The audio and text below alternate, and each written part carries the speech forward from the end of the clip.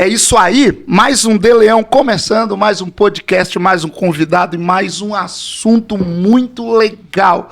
Tenho certeza que você vai se surpreender com o bate-papo, com o conteúdo que a gente vai trazer agora. Mas antes faz o seguinte, dá uma olhadinha se você é um inscrito aqui no canal. Caso não seja, aproveita, te inscreve, aciona o sininho para receber as notificações de novos vídeos. Faz o seguinte, deixa um comentário muito bacana que sempre norteia aqui os conteúdos e as pessoas que a gente traz para aquele bate-papo cheio de conteúdo, cheio de coisas legais e, sobretudo, cheio do reino de Deus. E isso me faz lembrar de desejar a você que sempre esteja coberto pela boa mão do Senhor e debaixo da paz de Cristo que excede todo entendimento. Deus te abençoe muito e vamos conhecer o nosso convidado de hoje, pastor Luciano Secom. Deu certo, meu amigo.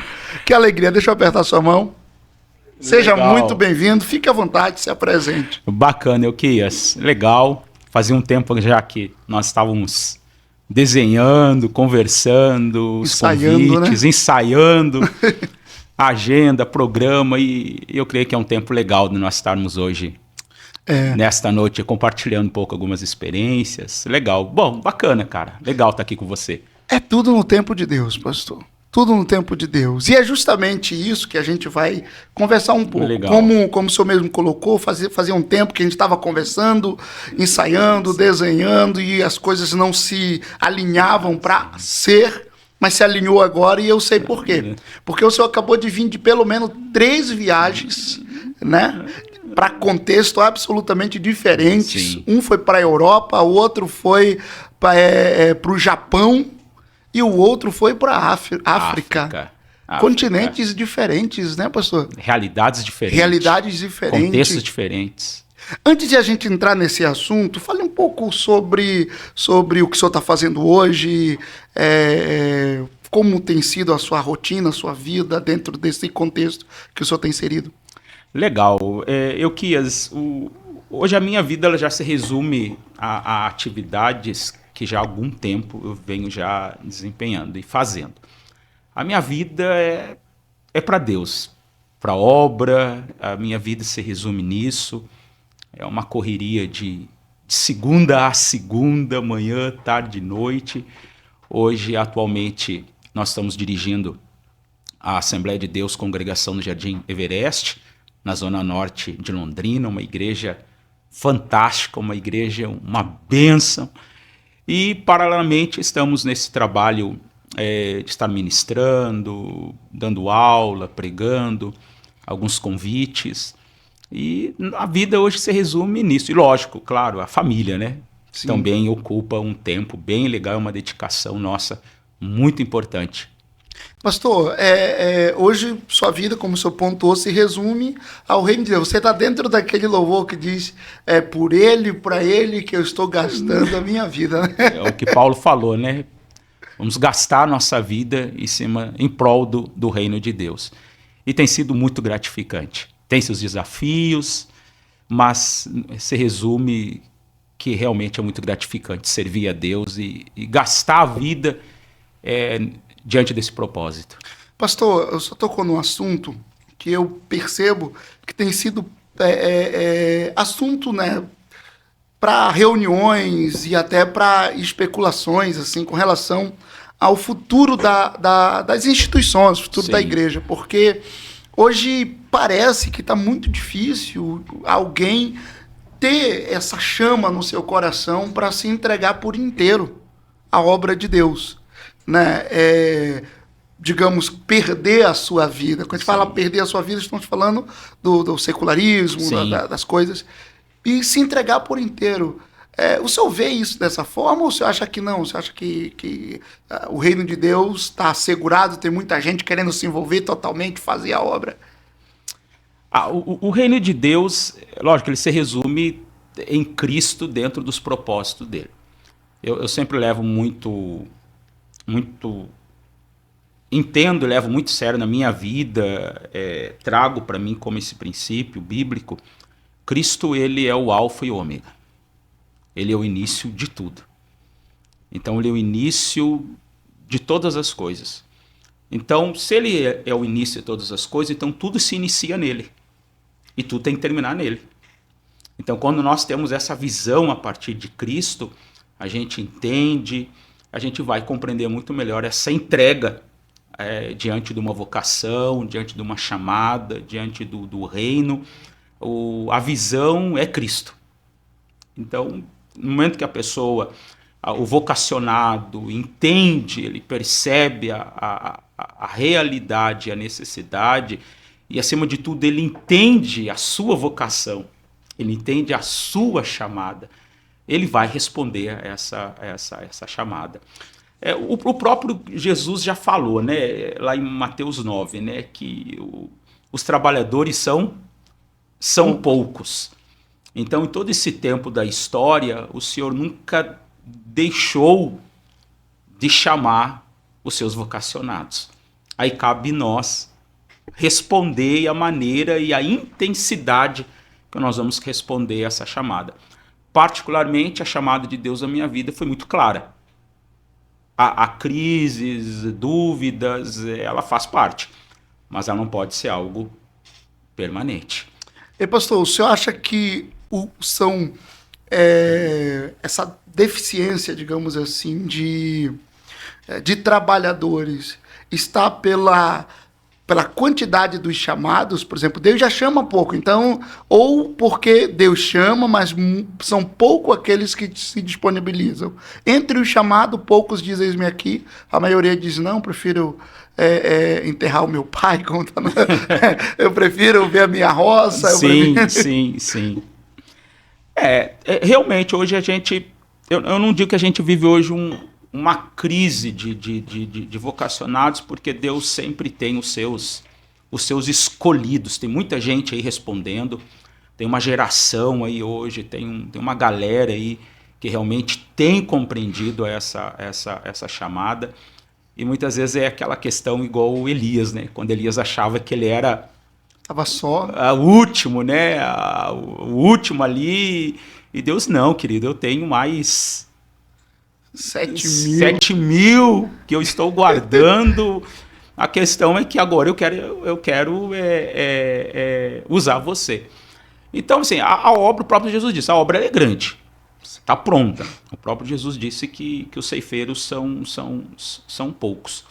Mas eu creio que está vindo uma geração aí, a gente tem vivido isso, uma galera mais nova que está buscando entender, compreender essa vocação do reino. Lógico, estou falando no modo geral, no olhar panorâmico do reino de Deus, toda a igreja. Isso é uma visão pelo menos dentro daquilo que a gente percebe, é uma visão de Brasil, né? Você vê que o Brasil, ele vive ainda hoje esse incendiar, né, sim, de corações. Sim. Prova disso foi recente agora na EBL, EBJ. Nossa, muito jovens. Sim, muito jovens. Coisa linda mesmo. Só que essa não é uma realidade, e o senhor melhor do que eu, o senhor vai saber, não é uma realidade que está esparramada pela terra. Né? Porque há realidades completamente diferentes de escassez de obreiro. Né? E dentro desse ponto, pastor, o senhor viajou recente, né, como falamos no início, para Portugal, África. Qual foi o país da África que você foi? Moçambique. O trabalho que a gente desenvolve ali, o projeto missionário, é especificamente em Moçambique. É um trabalho, é um projeto, então o senhor não foi convidado para pregar, o senhor foi dentro de um projeto. Como é esse projeto? O projeto missionário que eu faço parte ali em Moçambique é um projeto que eu digo um projeto para-eclesiástico. É um projeto que ele existe para auxiliar as igrejas locais de Moçambique.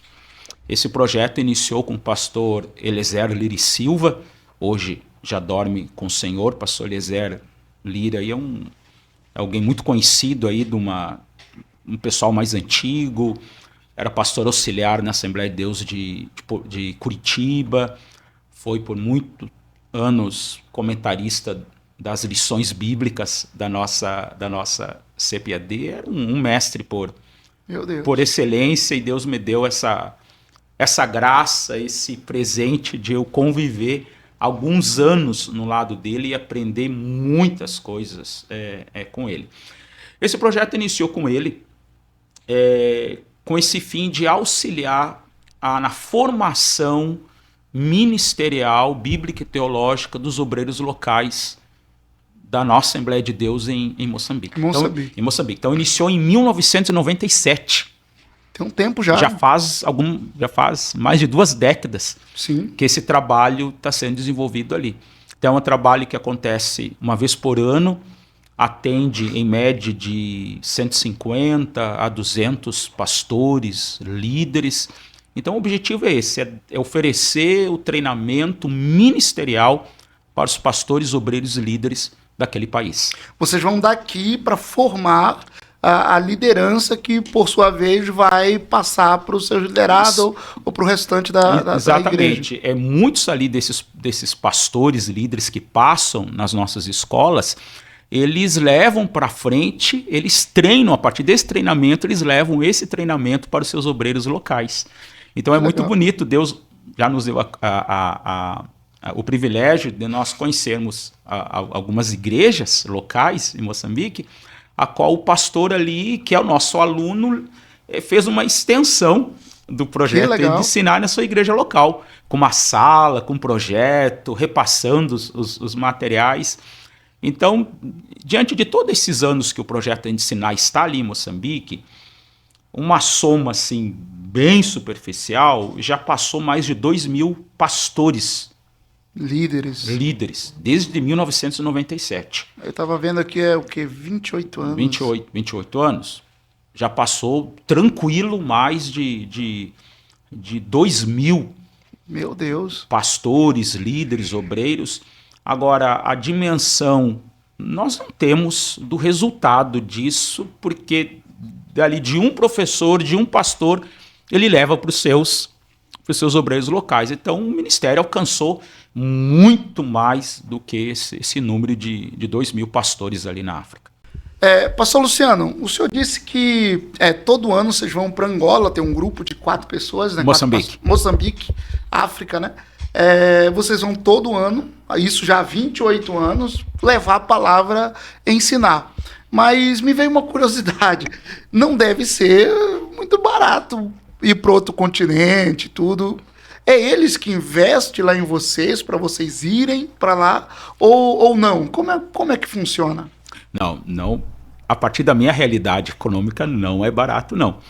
Mas todo o sustento, a passagem, porque não é só a passagem. Ela também faz parte, essa ajuda, o nosso sustento, a nossa alimentação, permanência lá, o nosso transporte. Nós ficamos de 15 a 20 dias lá. Meu Deus. Então, ficamos quase um mês lá. Então, todo o sustento, as passagens todas, são a igreja que nos ajuda. A igreja que hoje, atualmente, eu estou pastoreando, ajuda muito. Os irmãos ajudam. O nosso ministério, a Assembleia de Deus de Londrina, nos ajuda com as passagens. Então, todo o trabalho, ele é de irmãos ajudando, de igreja sustentando esse trabalho lá. Os recursos não vêm deles. Não é os irmãos africanos. É todo o recurso, 100%, é nosso aqui, dos nossos irmãos. E como é a realidade da igreja lá, pastor? A realidade dos irmãos? Eu sempre tenho um olhar assim deles. Eu participo desse projeto desde 2013. Desde 2013 eu participo desse projeto. Eu digo que, comparando, fazendo essa análise entre a nossa realidade, aquilo que nós temos, comparado a eles. Eles têm pouco e produzem muito. Muito para o reino. Numa questão de evangelização, de plantio de igrejas, de expansão do trabalho. Eles fazem muito. Nisso aí, na questão do evangelismo e plantio de igrejas, o trabalho deles é muito forte. Com poucos recursos. Ou seja, nesse ponto, a gente, com o recurso que temos, estamos Era para nós produzir muito mais. no chinelo. Não produzir muito mais.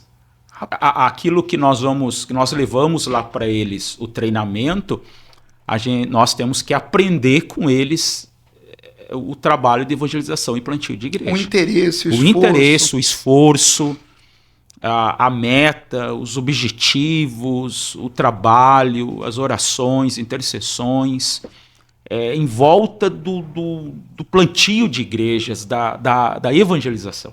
Há uma sede, eu diria que existe uma sede maior do que a sede que a gente observa. O senhor teve em 3 países, né, recente agora, Sim. né? Japão, Portugal e Moçambique, né? Moçambique. Qual é a diferença, assim? Você olha assim para a igreja, para o culto, eu digo até a presença de Deus. Sim. O senhor sentiu alguma diferença? Eu particularmente, nesses 3 contextos que eu participei, a sede, o interesse por Deus, pela igreja, por ouvir a palavra, é quase iguais esse interesse de todos. Agora, a grande questão ali é essa intensidade do africano de querer aprender mais, essa necessidade. Aonde que a África se destaca? Quando eu digo África, minha experiência em Moçambique, é que eles não resumiram os trabalhos da igreja só dentro da igreja. Tu não encontra eles só dentro da igreja. Você encontra eles na rua, tu encontra eles nos lugares onde você mais espera. Tem um trabalho ali deles com plantio de igreja levando a evangelização. Então isso que eu vejo um grande destaque na igreja moçambicana. Outro dia eu recebi um pastor aqui no podcast, ele estava falando sobre o culto. Acho que ele era de Angola. Ele estava falando que uma das coisas que ele estranhou aqui foi o horário dos cultos. Porque quase sempre os cultos lá não tem horário para terminar. E quando tem é bem maior do que... Sim. Geralmente aqui dentro da nossa realidade, o culto é 1h30, 1 hora, 2 horas, o máximo. No máximo 2 horas. Lá os cultos públicos deles, principalmente que lá os cultos são domingo, na parte da manhã, inicia às 7, o máximo 8 horas da manhã e termina meio-dia, 1 hora da tarde. Meu Deus. Terminou aquele culto. Mas muitos têm atividades depois à tarde. Trabalho de evangelização, trabalhos de visita. Então as atividades não se resumem só no culto. Muitas vezes ela se expande esse pós-culto. Ou seja, o domingo é de atividade voltado para a igreja ali, na sua grande totalidade. Se a gente terminar um culto aqui, pastor, um culto de domingo pela manhã, de terminar aqui meio-dia, os crentes se desviam do dinheiro. Não volta mais na igreja. Não volta mais. Vamos dizer que o pastor não tem visão de Deus e não sei o quê. Quando eu falo que a igreja de Moçambique, o horário deles é bem mais extenso que o nosso, eu não estou falando que é uma desordem. Não, ao contrário. É a cultura. A cultura deles, tudo, a organização, uma igreja muito organizada. Sim. Com horário, uma liturgia muito, muito interessante. Agora tem que ser meio que um camaleão, claro, no bom sentido. Para você, por exemplo, você vai para a Europa e você vai pregar para europeus, tem uma cabeça diferente, uma cultura diferente. Sim. Aí você vai para o Japão, aí você vai pregar para o japonês, por exemplo, ou para brasileiro que estão lá, mas enfim, obviamente vai ter japonês lá, outra cultura. Aí você vai para a África e vai pregar. Então não dá meio que um nó, pastorzinho? É que assim, ó, a minha experiência é tipo assim, eu preguei em Portugal, preguei em Paris, nossas igrejas, Japão. Então, esses países eu fui para ministrar para brasileiros que moram lá, para igrejas brasileiras que estão lá. Então, eu não tive esse contato para ministrar a palavra, fazer algum trabalho missionário para nativos ali. Eu não tive. Diferente da África. da África são nativos. São nativos, são irmãos moçambicanos mesmo, dentro da cultura deles. Eles falam o quê? Português lá? A língua o oficial é o português de Portugal. Né? Agora mesmo completou 50 anos Moçambique da independência de Portugal. Só eles têm o dialeto deles.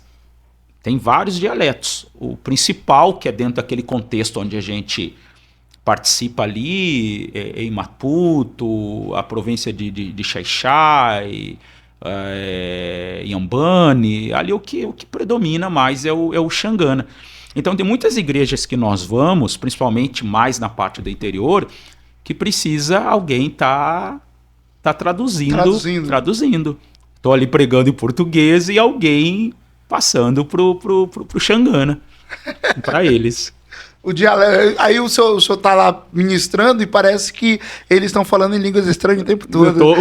Para mim, ele é uma língua estranha, completamente, né? Completamente. Deve ser uma experiência bem legal.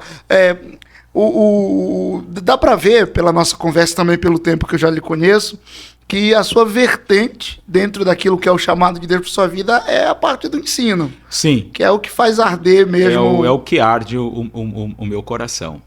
Pastor, dentro do que o senhor está falando, do número de pastores que você, com o grupo, né, que você faz parte, já formou lá em Moçambique, que são vários, né, e dos trabalhos que se desenvolvem aqui também na cidade, que eu pessoalmente tive a oportunidade, a feliz oportunidade de conhecer Sim. e de participar também.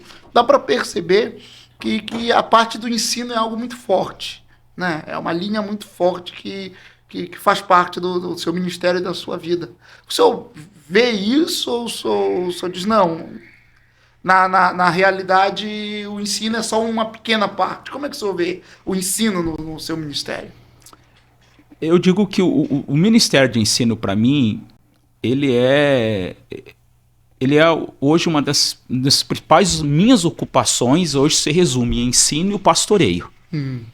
Então, o Ministério do Ensino, para mim, ele chega a ser uma prioridade. Eu vivo hoje, ao meio do meu tempo... É a sua paixão. É a minha paixão. Diante de uma vocação, de uma chamada de Deus. E foi tão interessante assim, esse meu entendimento pro ensino, né? Porque pregar é uma coisa, ensinar é outra. É outra coisa. Tá? Geralmente, alguém tem uma chamada para pregar, outro tem uma chamada para ensinar. Poucos você vê alguém desenvolvendo esse mesmo ministério. Eu, quando iniciei a desenvolver o meu ministério de pregação lá no Rio Grande do Sul, é lógico que eu comecei ali a pregar como todo mundo começa. Pregar nos cultos nos lares, pregar nas congregações, convites.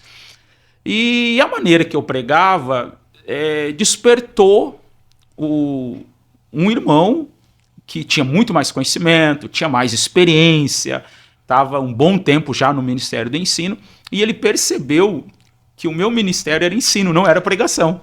Que legal, pastor. Aí um dia ele me procurou, a gente temos uma intimidade, uma amizade muito legal, ele me procurou e falou, olha, Luciano, eu já percebi, em algumas vezes que eu estou te escutando, que você tem uma chamada para o ensino. Tá? Legal. Então, meu conselho é que você desenvolva esse ministério, procure aprender mais. E ali foi aquele gatilho, ali foi um divisor de água para mim. A partir daquele momento, eu comecei a me dedicar, então, ao ensino, a estudar, a me preparar, para desenvolver hoje esse ministério de ensino. O ministério que hoje o senhor desenvolve. Aí, pastor, esse é o ponto que eu penso que está faltando, essa pessoa com sensibilidade Sim. em perceber no outro aquilo que Deus tem para a vida dela. Sim. E ir lá e falar. Porque imagine só, se esse irmão não tivesse lhe orientado. O senhor poderia estar forçando numa porta que Deus nunca colocou diante do Senhor. Sim. Aí o senhor se frustraria. Aí não tenho chamada, Deus não me chamou, ficaria chateado talvez, mas não era lá, naquele aspecto do ministério que Deus tinha a sua trilha, o seu caminhar, né? Era aqui. Então, aí que entra o mestre. O mestre é o cara que vai dizer, olha...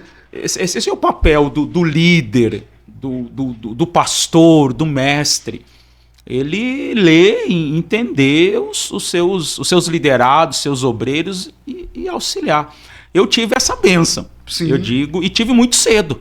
Bem no início do meu ministério eu tive isso.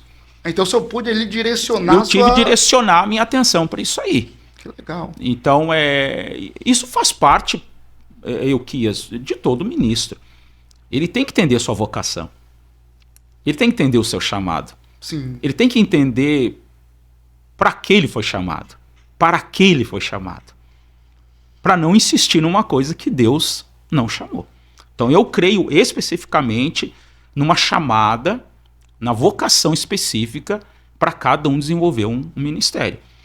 Isso está cheio biblicamente. Nós temos muitas referências bíblicas. Paulo, então, se dedica em Coríntios, a sua primeira carta em Coríntios, explicar muito bem isso no capítulo 12. Né? Cada um dentro desse corpo da igreja faz Sim. parte, ocupa ali um lugar dentro desse corpo.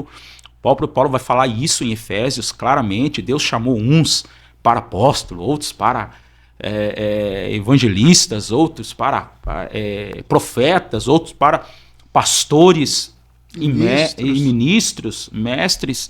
E uma coisa que desde cedo eu procurei entender isso, entender claramente qual era a vocação, chamada. Quer dizer, aquela questão, eu sei que eu tenho uma chamada. Eu estou falando isso lá de 98, 99, quando me converti, quando entreguei minha vida a Jesus. Sim. Então a minha chamada foi algo muito forte na minha vida. Então eu entendi que eu tinha uma chamada. E ali eu comecei a me dedicar. Mas foi no processo que eu comecei a me encontrar, Deus ministrar no meu coração, usar pessoas como usou esse irmão. Esse irmão se chama Marcelo. Olha só. Marcelo, esse irmão. Manda o link pro irmão Marcelo, olha, Deus lhe usou. Deus lhe usou e estamos aqui conversando com aquele para quem Deus lhe usou. E o Marcelo é um mestre, ele é um mestre da palavra. Você preparou, estudou, foi para seminário. E então eu tive essa bênção da parte de Deus, de desde cedo colocar alguém no meu caminho para ver isso na minha vida, e a partir daquele dia eu me direcionei para o Ministério de Ensino. O senhor falou num ponto legal. Desde cedo, bem ali no comecinho, Deus usou alguém para lhe direcionar. Só que a partir daquele momento o senhor teve que focar, Sim. teve que estudar e teve que se dedicar e tal. Porque ser chamado não significa, não é uma garantia de sucesso se você não se envolver com o seu chamado. Sim. Ou seja, se você não investir, não estudar, não se dedicar, não orar. Porque eu acredito, pastor, que tem muita gente frustrada, chamados por Deus, mas que os ministérios não desenvolveram porque não houve justamente isso, essa dedicação, esse investimento. Né? O senhor acredita que o chamado sozinho já dá conta de tudo ou tem a parte da pessoa? De maneira nenhuma. De maneira nenhuma. O chamado, ele é aquela permissão do envolvimento de Deus na obra dele. Eu sempre digo assim, Deus tem o projeto dele, Deus tem o plano dele, tá? E ele, pela sua misericórdia, ele nos convida a fazer parte desse projeto. No momento que ele lança esse convite, a vocação, ele nos determina para atividades específicas dentro desse todo da obra do reino. Então, lógico, são vários aspectos que vão determinar a palavra sucesso no ministério. Um deles é a mentoria, e hoje é um grande problema que a gente vive hoje. Pessoas que não querem ser orientadas, pessoas que não querem ser mentoradas, ter um mentor para orientar, ser pastoreadas, ser ensinadas para entender isso aí. Então são vários aspectos. Só a vocação não basta. Ela precisa ser orientada, precisa ser ministrada, precisa da capacitação. Eu preciso sentar e aprender para que eu possa desempenhar o ministério. Eu posso estar sinceramente errado.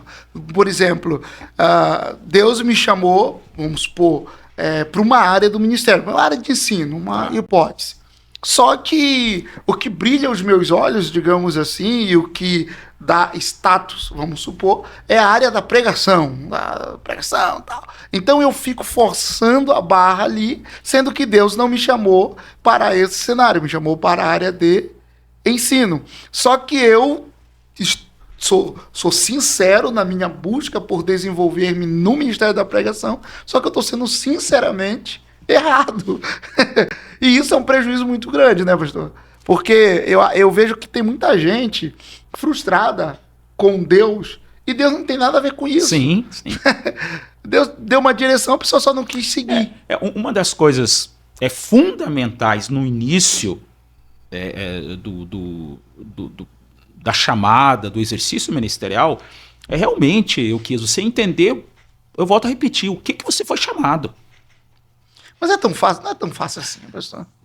É complicado a pessoa saber, só não acha. As dúvidas, elas fazem parte, as crises, elas fazem parte. Por isso que eu preciso ser pastoreado, eu preciso de um mentor para isso. Eu preciso buscar em Deus isso aí, para que isso não fique dúvida em mim. Então, as dúvidas sobre o ministério, as crises, elas podem ser pontuais. Elas não podem ser algo permanente na minha vida. Eu vou dar um exemplo meu. Eu entreguei minha vida a Cristo aos meus 18 anos de idade. Né? Venho de uma família que não é crente, não são cristãos. O senhor não veio do berço? Não, o famoso berço evangélico, não vim. Então, o berço é o Shaddai. O Shaddai. Eu aos 18 anos. E a minha conversão, tanto a minha chamada, foi algo muito rápido. E eu lembro que quando eu entreguei minha vida a Jesus, logo desci as águas, na igreja ali, houve um interesse em mim participar da orquestra da igreja. Por quê? Porque lá eu já tocava. Antes de se converter? Antes de me converter, eu tocava saque, sempre participei de música. E eu digo, legal, eu vou desenvolver o meu ministério de música na igreja. Mas eu não procurei sentar com um pastor, eu não procurei sentar com alguém para me ensinar isso. Isso partiu de mim. Interesse. Um interesse meu, legal, estou louvando a Deus. Comecei a participar da orquestra. Mas no decorrer do meu envolvimento, eu percebi que estava faltando alguma coisa. Alguma coisa estava faltando. Então partiu de mim buscar ajuda. Conversar com alguém? Conversar com alguém mais experiente. E eu lembro que eu procurei um evangelista na igreja, um mestre também da palavra, e eu ali conversei com ele, ali novinho na fé. Digo, eu tô com umas crises aí, tô com dúvida se eu toco ou não toco. E ele ali, sabiamente, Deus, outra pessoa que Deus usou desde o início, ele, então claramente a sua chamada não é para ficar só na música. E eu falei para ele, então eu não vou tocar mais. Ele, não, continue tocando. Mas você entenda que vai chegar um momento que você vai ter que se dedicar àquilo que realmente Deus está chamando você. Ele diz, eu não sei o que é. Eu só sei que a música, o louvor, essa parte de você ser alguém que toca instrumento na igreja, não é. Mas no processo você vai entender. Então fique atento, continue tocando, continue louvando a Deus, continue servindo a Deus na orquestra, mas saiba que vai chegar um momento. E ali não durou meses onde eu me interessei para o lado da palavra. Deus usou profetas na sua casa. Eu lembro que logo naquele processo ofereceram na igreja um curso de homilética. Olha só. E eu participei. Vou participar. E eu fui muito bem no curso. Fui um dos principais alunos do curso. E todo mundo ficou apavorado. O menino se converteu agora. Já está conseguindo fazer um sermão. Já conseguiu expor as ideias de um texto. Então ali eu comecei a entender que Deus estava me chamando para aquilo ali. Legal. E dentro desse processo que eu estava já desenvolvendo, pregando a palavra, foi quando Deus usou o Marcelo para me orientar. Você tem uma chamada para o ensino, então se dedique ao ensino. Pastor, o senhor tocou no assunto. O senhor tocou num assunto e eu percebo que hoje a gente meio que vive numa crise do eu estou sentindo, então eu faço, eu não estou sentindo, eu não faço. E geralmente esse sentimento ele não passa pelo funil do aconselhamento. Não, vou procurar alguém para compartilhar esse turbilhão de sentimento que me invadiu para ter uma clareza do que está acontecendo comigo. Geralmente a pessoa já toma uma decisão e vai naquele ímpeto e porque eu senti e tal. A minha pergunta em cima disso é: o senhor buscou aconselhamento, mas o senhor vê também, porque o senhor é pastor de igreja, o senhor lida com adolescentes, jovens e tal, o senhor vê que está, ou é só eu que acho, ou o senhor acha também que existe uma crise do eu estou sentindo, então eu vou fazer de acordo com o que eu estou sentindo. Eu sinto que aqui não é meu lugar. De ir lá com o pastor, não vai com o pastor conversar, já tomou uma decisão. Como é que o senhor vê isso, pastor? Hoje a precipitação está muito grande em tomar decisões a partir daquilo que eu estou sentindo, nós estamos sentindo.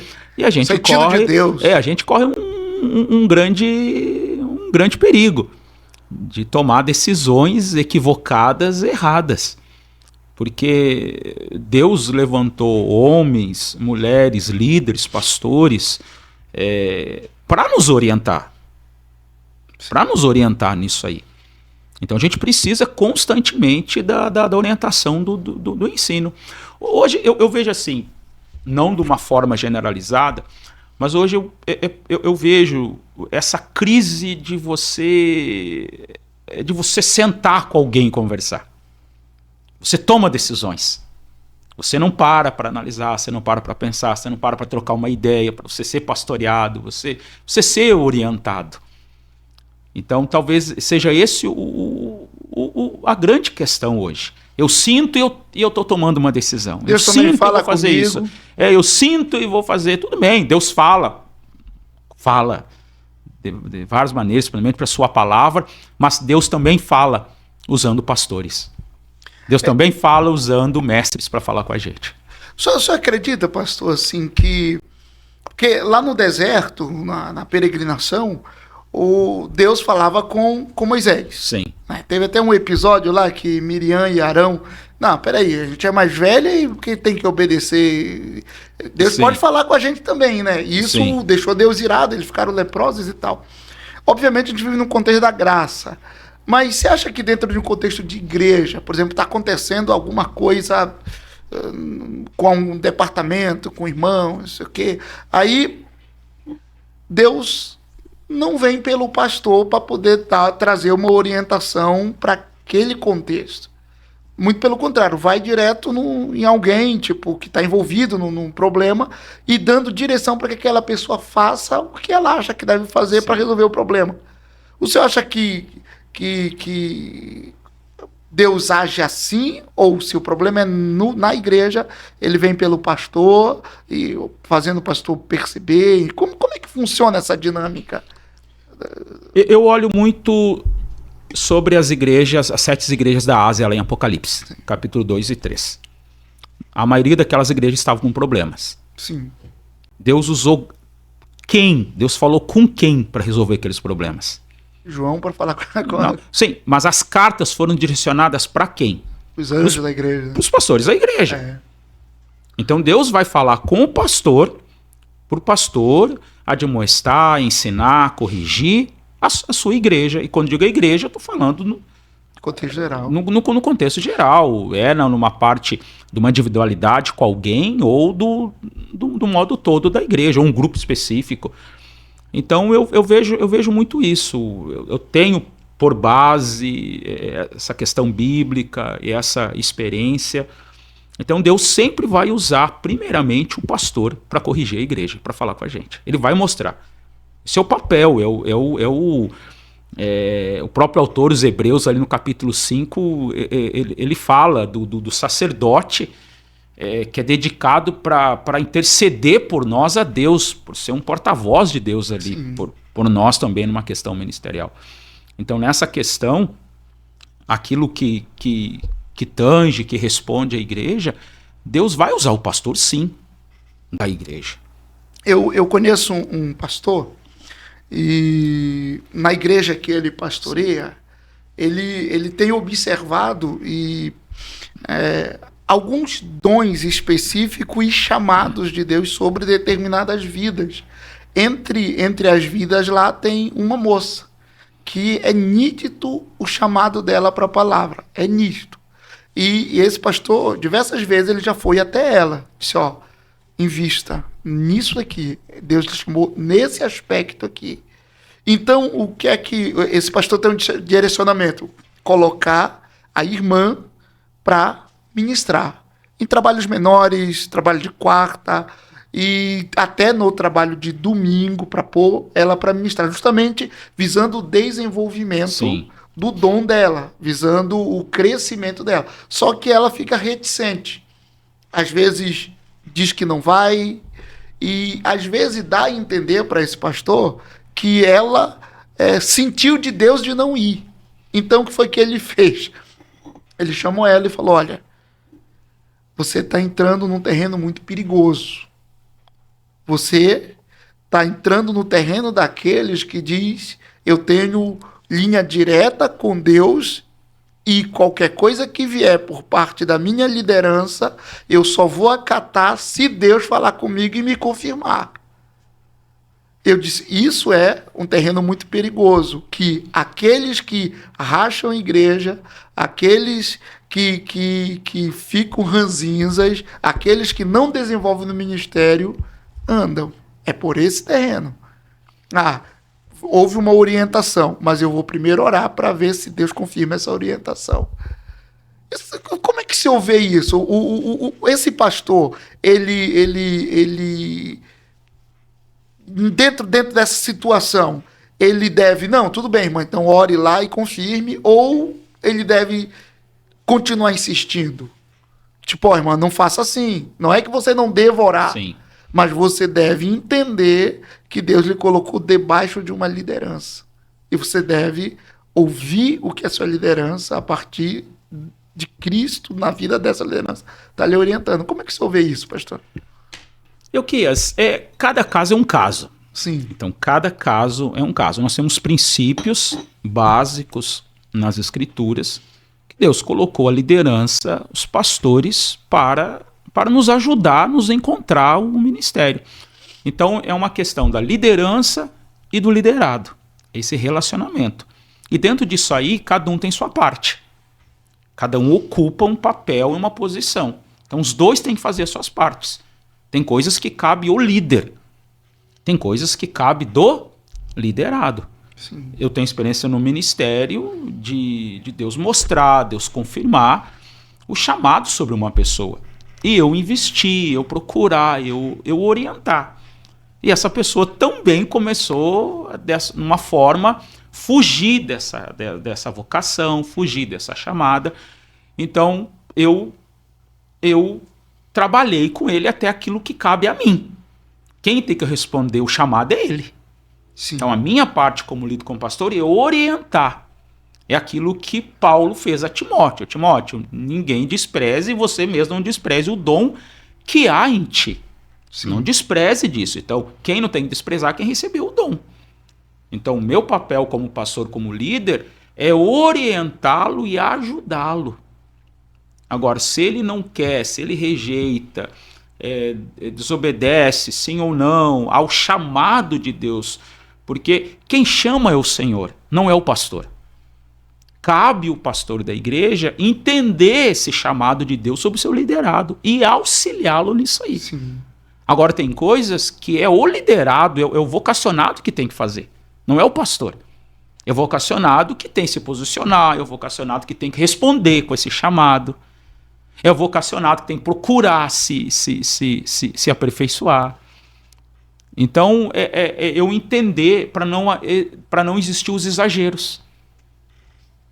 Para não existir os exageros, que às vezes pode ocorrer.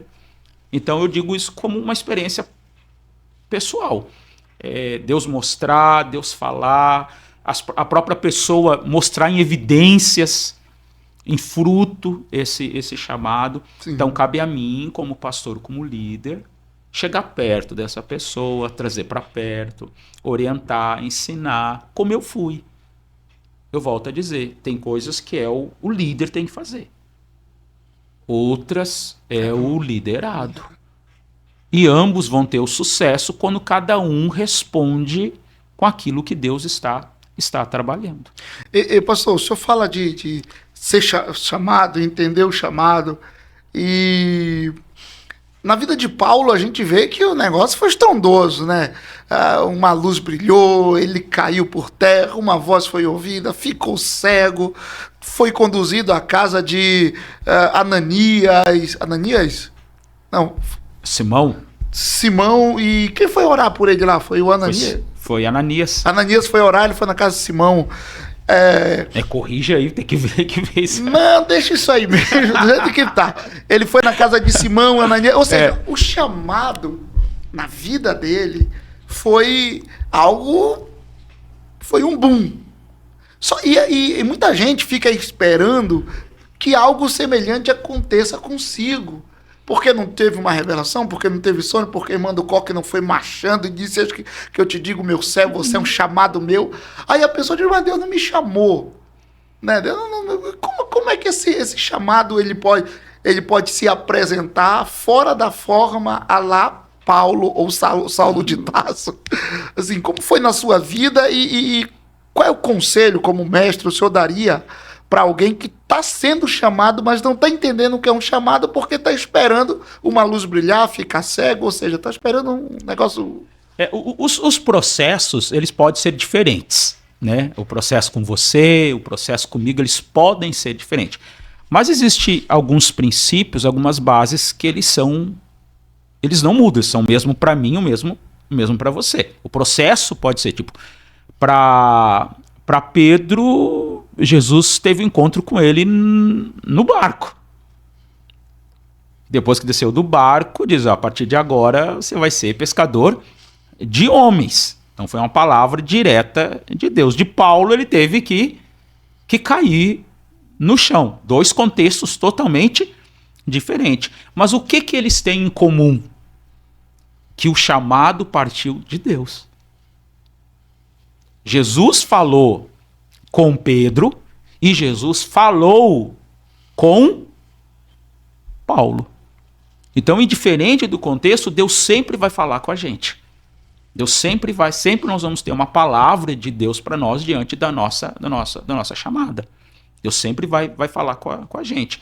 Cabe a pessoa orar, estar perto, entender, ter essa sensibilidade.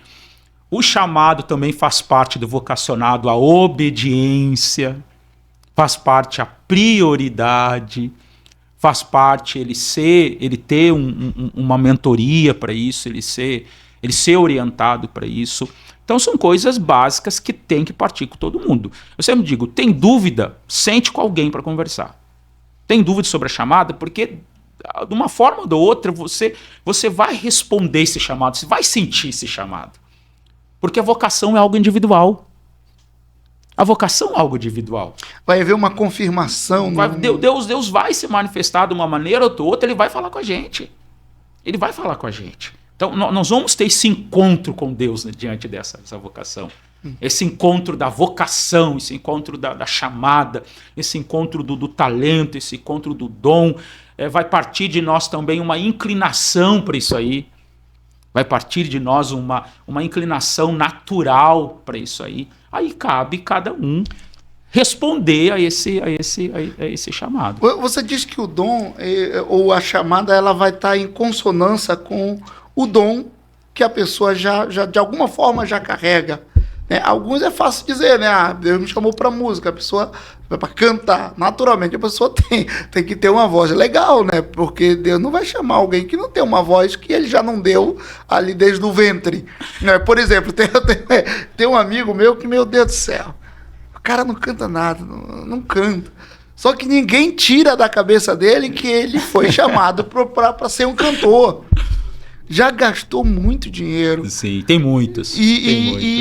Eu ouço ele assim, chega a dar vontade de chorar.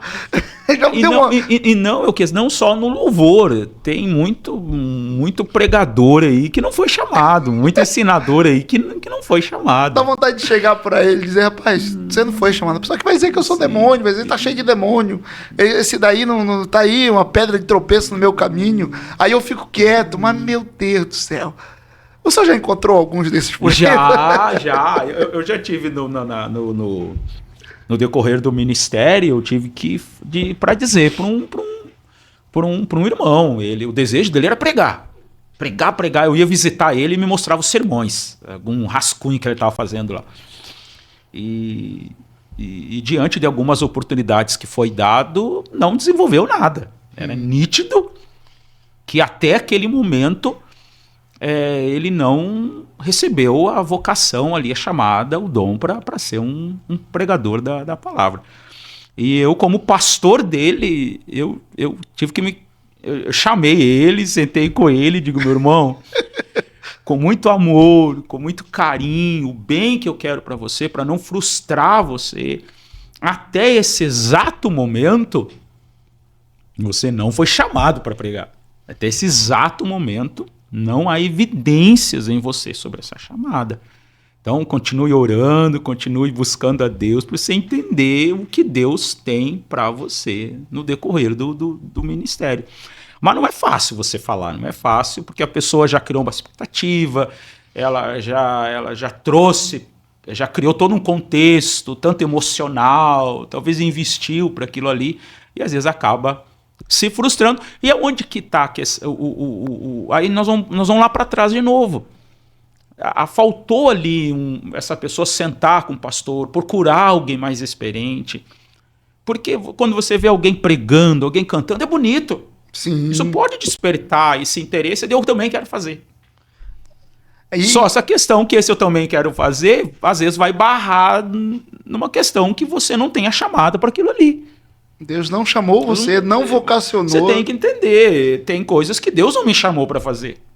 E a Bíblia é muito clara nisso. É muito clara. Lógico que eu estou falando em questões de chamadas específicas, de ministérios específicos. Entendeu?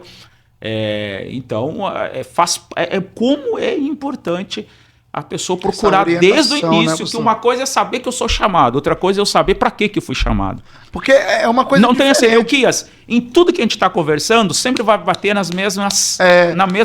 no mesmo ponto. Porque uma coisa, pastor, é você, a salvação. Para a salvação não existe esse aqui não foi chamado, esse aqui foi.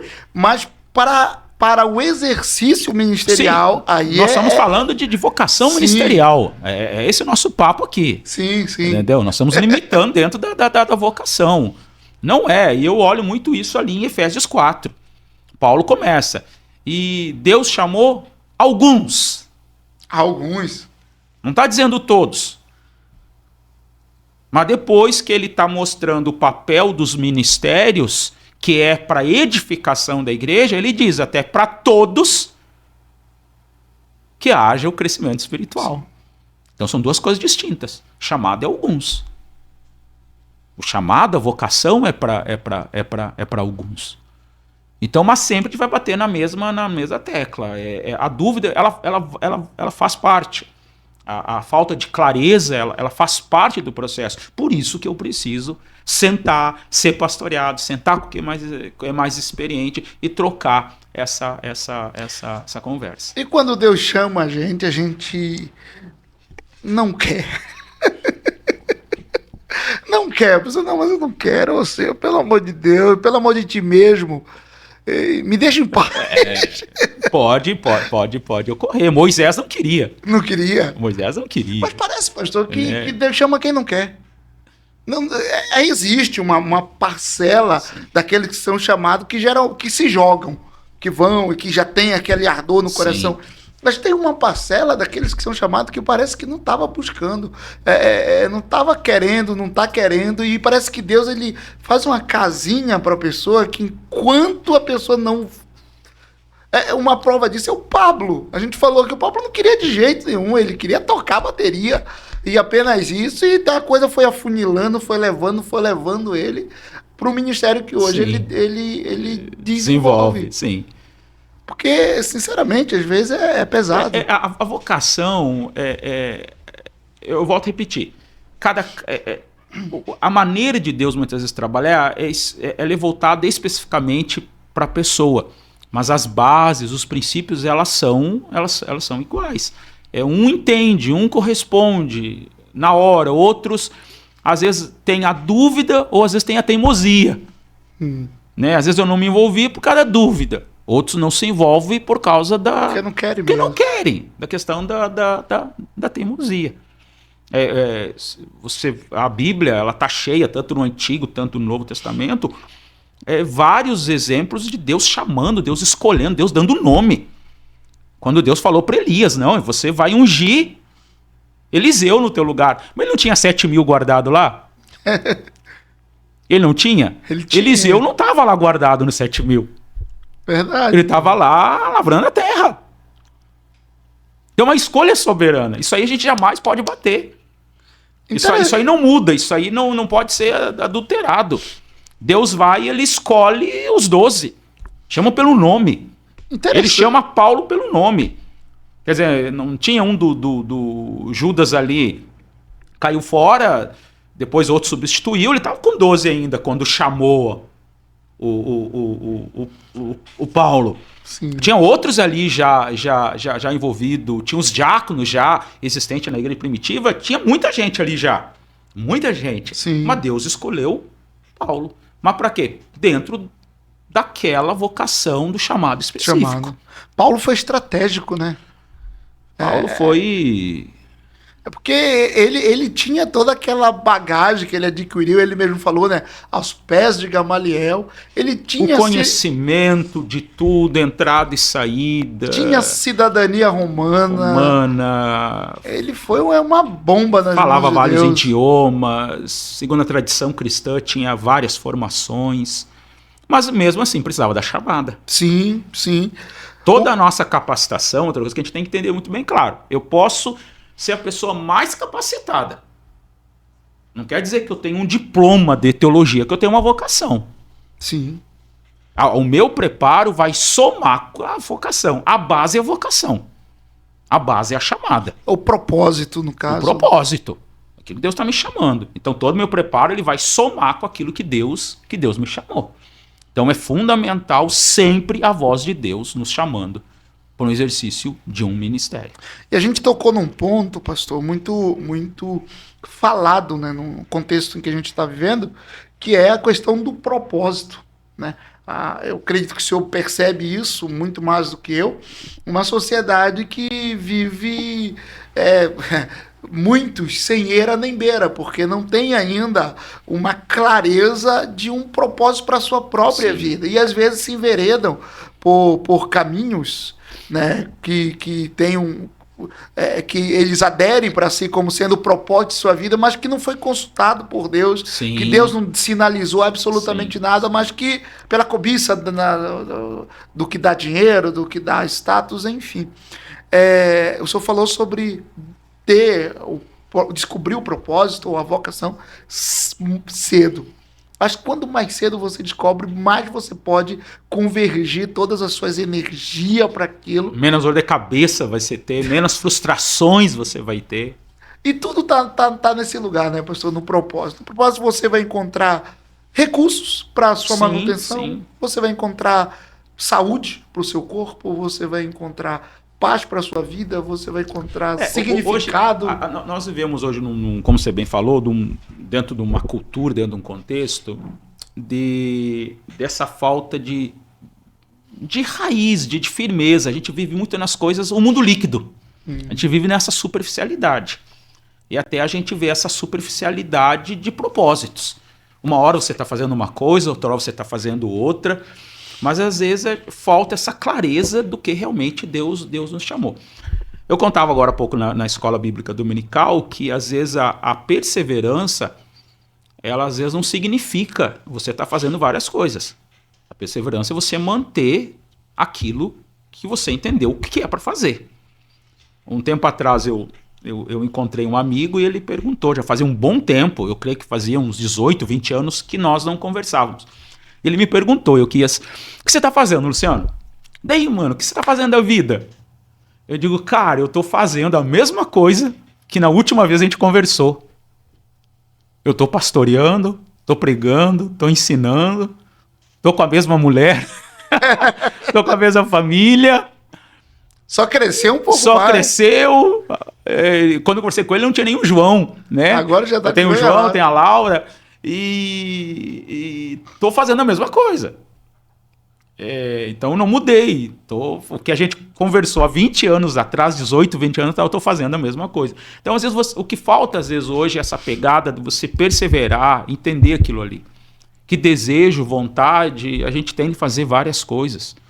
Mas a grande questão faz parte da chamada, faz parte da vocação. Porque vocação é renúncia.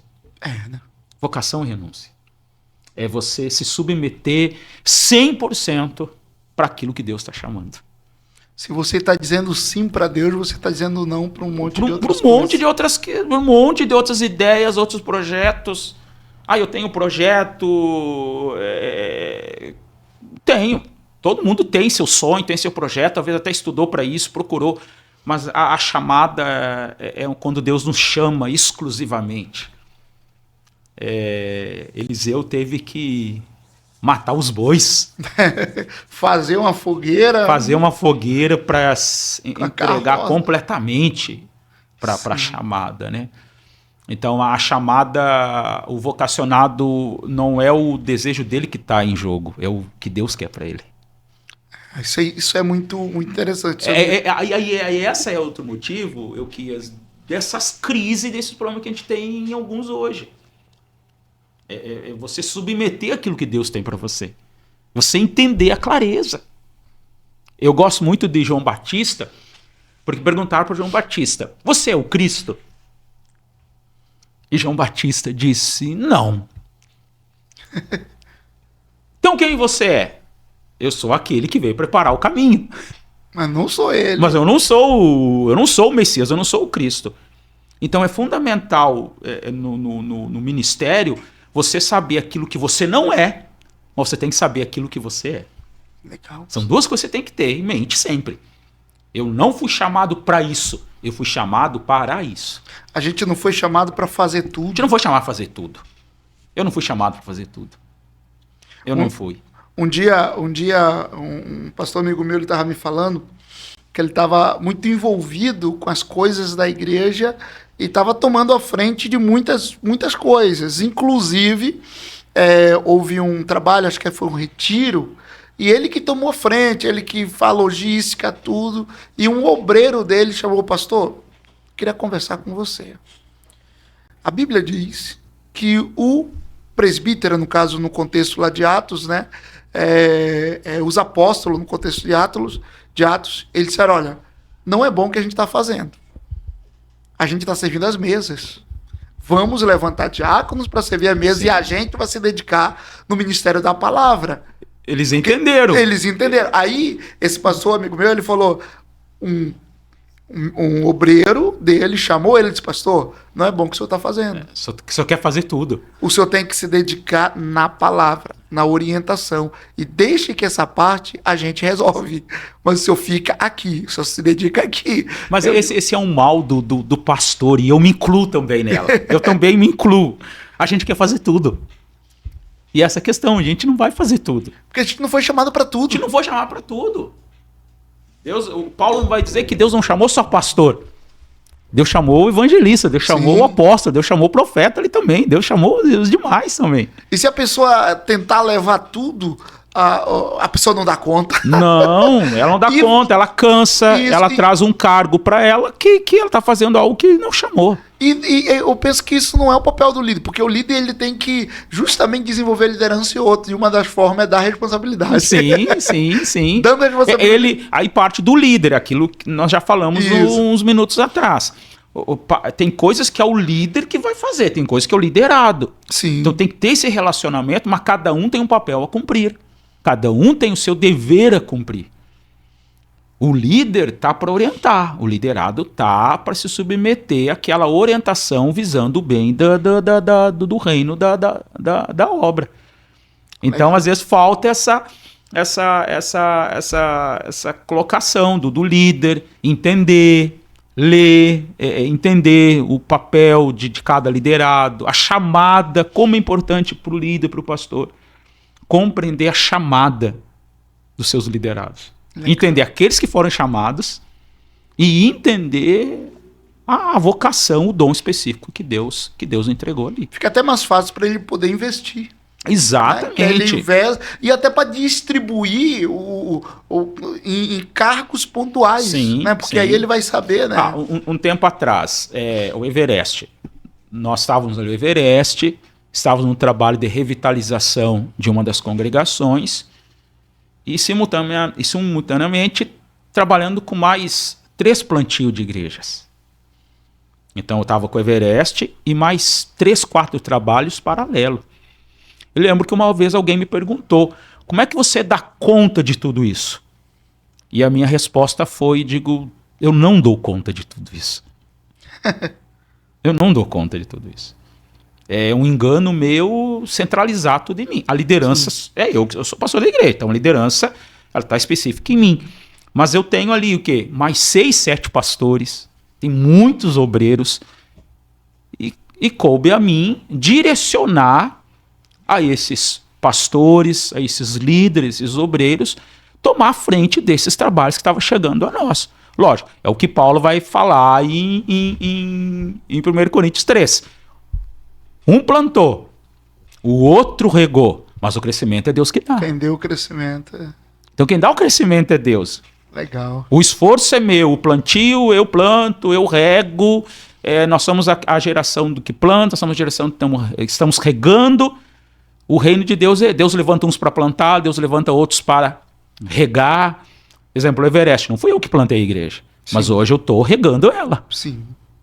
E Deus está dando crescimento. E Deus está dando crescimento. E está crescendo bastante. Está crescendo. Agora, as outras igrejas ali, quem plantou? Fomos nós. Obreiros ali. Algumas já estão no segundo momento de obreiros que eles não plantaram, mas eles estão ali regando, sim, hoje.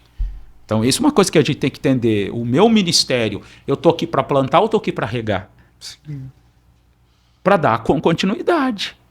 Mas o fim é igual para todos.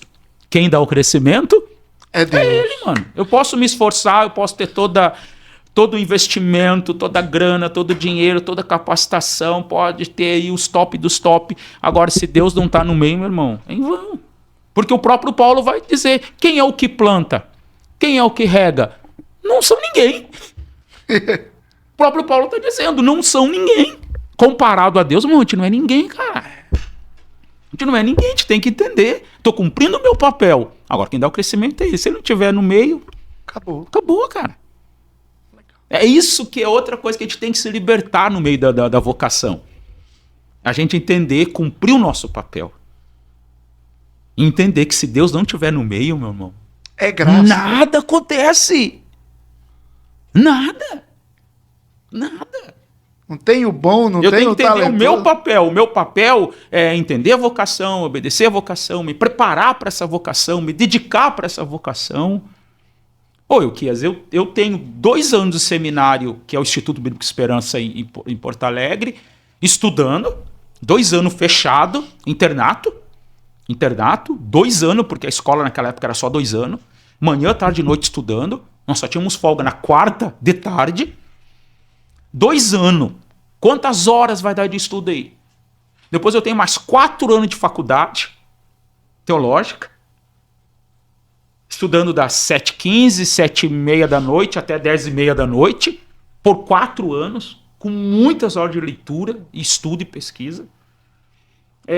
Tenho pós-graduações, tenho especializações, estou terminando uma outra faculdade, tudo para somar para o meu preparo para o reino. Agora, eu continuo limitado. Então, eu estou fazendo a minha parte, mas se Deus não estiver no meio, nada disso adianta. Isso é verdade. Eu tenho que entender que eu estou fazendo a minha parte, tudo aquilo que eu posso, eu estudo, eu procuro me aperfeiçoar.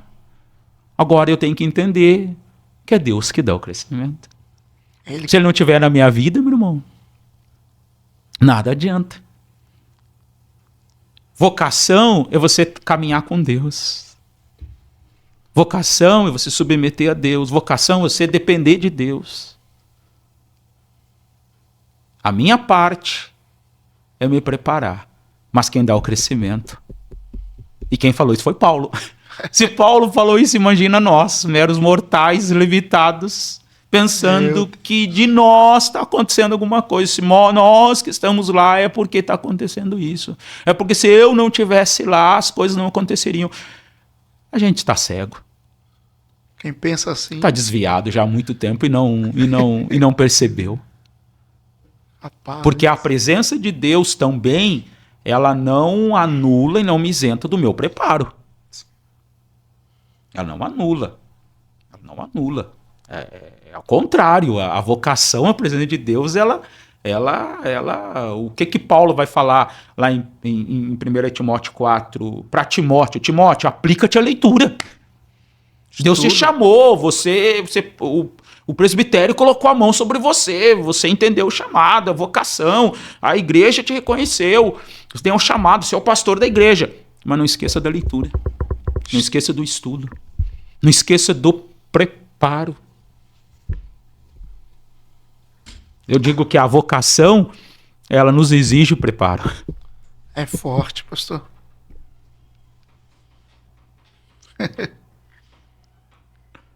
É forte, como diz um amigo meu, é forte.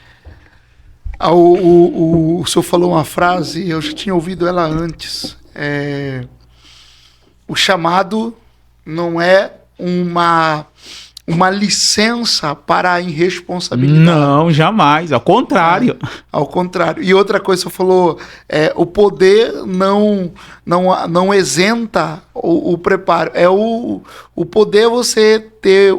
Tá cheio do Espírito Santo, uma arma ali, vamos supor, cheio com balas, mas você não sabe atirar. Nunca fez curso de tiro. Essa questão de eu depender sempre dos meus sentimentos, isso nem sempre vai acontecer.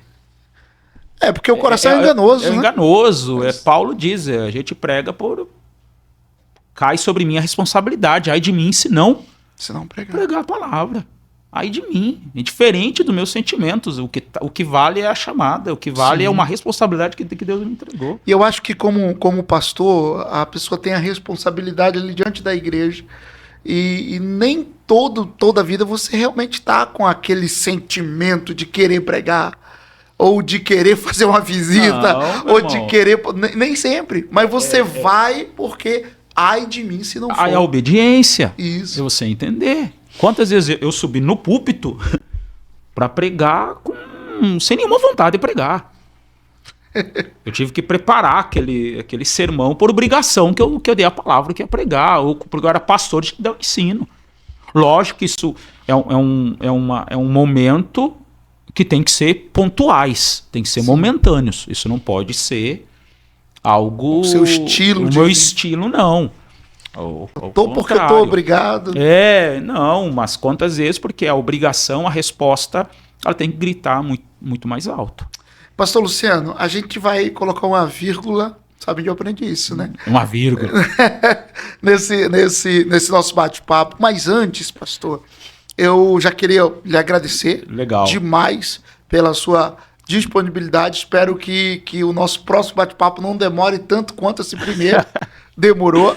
Mas eu já quero lhe pedir para deixar uma orientação pontual para quem está vendo a gente agora. Legal. Para quem está vendo a gente agora, isso vai virar um corte também. Legal. Olha nessa câmera aqui que vai ser a sua e deixa uma orientação para jovens obreiros, para quem ainda não entendeu sua vocação, enfim, como a gente fala lá no... Primeiro, antes de deixar, obrigado pelo convite. Prazer é todo meu. Tudo tem um tempo. Eu tô muito nervoso, porque é meu primeiro podcast. Só fala para dezenas, milhares de pessoas. Mas as câmeras ainda me geram medo, temor, o medo de falar. Mas é legal estar aqui com você, legal de a gente estar falando esses assuntos, compartilhando um pouco daquilo que Deus tem permitido.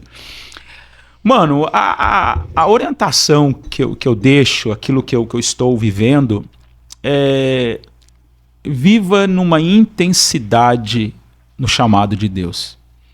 Se Deus chamou, você tenha certeza, você já passou da fase de Deus chamou ou não chamou, você já passou da fase, da etapa de você entender a sua vocação, viva na intensidade. Nós estamos vivendo hoje um período no reino de muita gente respondendo o chamado e até se dedicando numa superficialidade muito grande. Então viva na intensidade, no temor, na oração, na dedicação, na obediência a Deus, no preparo. Se entregue por completo. Como Paulo já comentou, eu vou gastar a minha vida em cima daquilo que Deus me chamou. É isso que eu tenho procurado viver, dentro dos meus limites, que são muitos, as minhas capacidades, que são muito limitadas, mas eu procuro viver e me dedicar na intensidade daquilo que Deus me chamou. Pode ter certeza que isso vai fazer uma grande diferença no seu ministério, a partir da sua intensidade ao chamado e à dedicação àquilo que Deus chamou. Você acabou de ver esse podcast e o bate-papo aqui hoje foi com o pastor Luciano Secom. Falamos e ficamos pairando ali no ambiente de chamado, chamamento, propósito, enfim. E você, tenho certeza que viu até o final, foi muito abençoado. Mas faz o seguinte, nos abençoe. Como você pode fazer isso? Deixa aquele joinha, se não é inscrito no canal, aproveita, te inscreve aí, acione o sininho para receber as notificações de novos vídeos. E vá lá nas nossas outras redes sociais. Nós temos também The Leoncast no Instagram. E se você quiser me seguir na minha rede pessoal, na minha rede pessoal, é só você procurar por Euquias Leão. Beleza? Foi um prazer. Pastor, o senhor tem redes sociais. Como é que a gente lhe encontra nas redes sociais? No Instagram, @SecomLuciano. Secom Luciano? É o contrário. @SecomLuciano. E no Facebook ali, Luciano Secom. Só ver a carinha aqui, a lata, que você já me encontrou ali. Indo no Instagram, já faz o link direto pro Facebook. Né? Eu não fiz esse link lá, não. Mas é facinho você encontrar. Isso, a gente vai conversar depois em off aqui para mim. Eu preciso me envolver mais nessas redes sociais. Isso. Aí. Ó, tem Leão também no TikTok. Vá lá e você vai ver vários cortes, várias coisas muito legais lá. Deus abençoe vocês. Fiquem todos com Deus, debaixo daquela paz que somente o Senhor pode dar e que excede todo entendimento. Deus abençoe. Cara, voou o tempo, meu.